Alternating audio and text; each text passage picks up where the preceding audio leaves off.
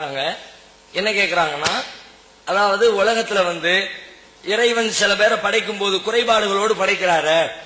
அது ஏன் இறைவன்கிற இரக்கமுடையவர்னு சொல்றீங்க? அவர் மனித குலத்தின் மீது நம்பிக்கை வைத்திருக்கிறார், நேசம் வைத்திருக்கிறார் அப்படிங்கிறீங்க. அப்ப நேசம் கொண்டிருக்கிற இரக்கம் கொண்டிருக்கிற இறைவன் மனிதர்கள் சில பேரை குழந்தை பருவத்திலேயே ரொம்ப கோரமா படைச்சிருந்தாரு. பெரியவங்களை ஆனதுக்கு பிறகும் அவருடைய உடல்ல, பொருளாதாரத்துல, குடும்ப வாழ்க்கையில ரொம்ப சிரமங்களை, கஷ்டங்களை எல்லாம் அனுபவிக்கிற மாதிரியான சூழ்நிலை எல்லாம் இருக்குது. இரக்கமுடைய கடவுள், எல்லாவற்றையும் செய்வதற்கு தகுதி பெற்ற கடவுள், எல்லாரையும் நல்ல முறையில் வச்சிட வேண்டியதானே?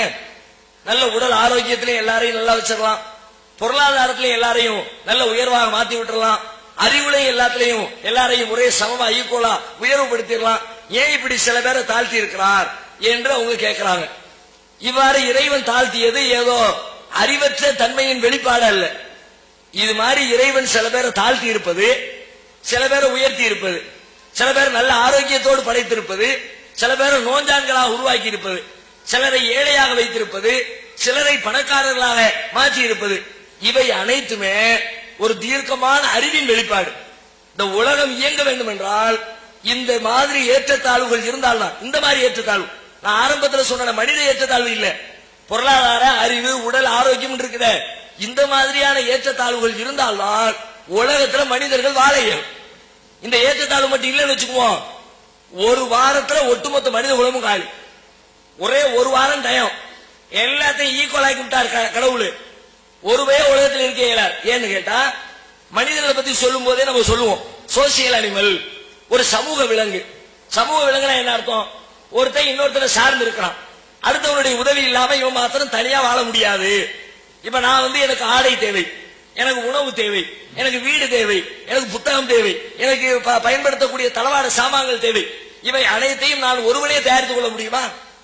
நான் எனக்கான டிரெஸ் தயார் பண்றதுக்காக நானே போய் விவசாயம் பண்ணி, நானே பருத்தியை விதைச்சு, பஞ்சை எடுத்து, நூலா திரிச்சு, மிஷின்ல கொடுத்து, துணியா மாத்தி, தையல் தச்சு போட்டுட்டு வந்துதான் மேடையில நிக்கணும்னா சாத்தியமா? அது எனக்காண்டி ஒருத்தர் பஞ்சு விதைப்பாரு, இன்னொருத்தர் நூலை திரிப்பாரு, இன்னொருத்தர் துணியா மாத்துவாரு, இன்னொருத்தர் தையல் தப்பாரு, நான் காசை கொடுத்து வாங்கிட்டு. ஒவ்வொருத்தரும் அப்படிதான். கட்டடம் கட்டணும், எல்லா வேலையும் நானே செய்யலாம். உணவுக்கு சாப்பாடு தேவை, நானே விதை விதைச்சு, நானே நெல்லை அறுவடை பண்ணி, நானே அரிசியாக்கி சமைச்சு சாப்பிட்டு போட்டு வீட்டை விட்டு வெளியே வரணும்னா நான் எந்த காலத்துல சாப்பிடுறது? சாப்பிட இயலாது. அப்ப ஒவ்வொருத்தரும் ஒவ்வொரு மட்டத்தில் இருக்க வேண்டும். எல்லாரையும் ஒரே ஈக்குவலா வச்சா, உதாரணத்துக்கு பொருளாதாரத்தை எடுத்துக்கங்களேன், எல்லாத்தையும் செல்வந்தர்களா 10 கோடி ரூபாய் சொத்து நாட்டில் இருக்கிற அத்தனை பேருக்கும், ஒருத்தன் கூட ஏழை கிடையாது. எனக்கும் 10 கோடி இருக்கு, உங்களுக்கும் 10 கோடி இருக்கு, நாட்டில் இருக்கிற உலகத்தில் இருக்கிற அத்தனை பேருக்கும் 10 கோடி ரூபாய் இருக்கிறது. என் வீட்டுல அறுவடை பண்ணணும், ஏன் சாப்பாட்டுக்காக வயல்ல இறங்கி விதை விதைக்கணும். யாரு விதைப்பா? யாரையா போய் நான் கூப்பிடுவோம்ல, எப்ப விதை விதைச்சு அறுவடை பண்ணி கொடு. நான் ஏன் உன் வீட்டுல இருந்து அறுவடை பண்ணணும், நீ என் வீட்டுல அறுவடை பண்ணு, உனக்கு நான் காசு தர்றேன். ஏன் அவர் தான் காசு வச்சிருக்கிற, இவர்கிட்ட 10 கோடி இருக்கு, அவர்கிட்ட 10 கோடி இருக்க. என் வீட்டு பாத்ரூம் கழுவி விடணும்பா, என் வீட்டு பாத்ரூம் கழுவி நீ கழுவி விடுறியா? எனக்கு துணி தைச்சு தரணும்பா, எனக்கு தைக்க வேண்டியது நீ தைச்சு தரியா? எந்த காரியமா இருந்தாலும் தரலாம். அப்ப அப்படி ஏற்றத்தாழ்வு இருக்கிறதுனால என்கிட்ட எது இல்லையோ அதுக்காக நான் இன்னொருத்தர போய் நிக்கிறேன், அவர்கிட்ட எது இல்லையோ அதை என் கையில இருந்து கொடுக்கிறேன். பெரிய அறிவாளி இருக்கிறார், அறிவற்றவர்கள் அறிவாளி இடத்துல போய் அறிவை வாங்கி கொள்கிறார்கள், அந்த அறிவாளிக்கு தேவையான பணத்தை கொடுக்கிறார்கள். ஒரு நோயாளி இருக்கிறார், மருத்துவர் இடத்துல போய் இன்ஜெக்ஷன் போட்டு நோயை தீர்த்துக் கொள்கிறார். நோயாளியிடம் இருக்கிற பணத்தை பெற்று அவர் குடும்ப வாழ்க்கையை அமைத்துக் கொள்கிறார். நோயாளி இல்லாம டாக்டருக்கு வேலை இல்லை, டாக்டர் இல்லாட்டி நோயாளிய நோயை தீர்க்க வழி இல்லை.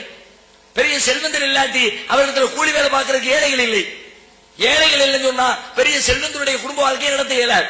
அப்ப இவர்கள் அவர்கள் இவரை, ஒருவர் இன்னொருவரை சார்ந்து வாழணும்னா இந்த ஏற்றத்தாழ்வு கண்டிப்பா அவசியம்.